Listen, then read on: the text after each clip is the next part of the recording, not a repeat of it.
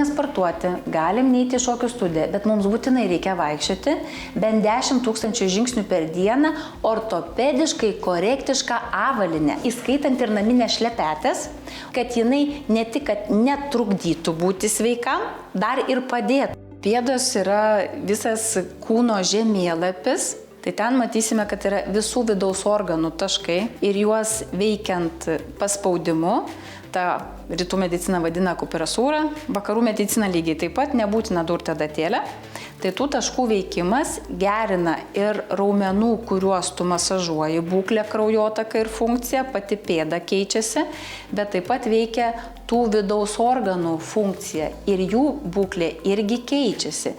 Išmaniai atlikus pėdų masažą ir galvos skausmus galima mažinti, lengvinti ir kaklo ir juosmens, ir pečių skausmus, ir lygiai taip pat ir kryžmens, ir kelio sąnarių, kurie ne po vieną gyvena.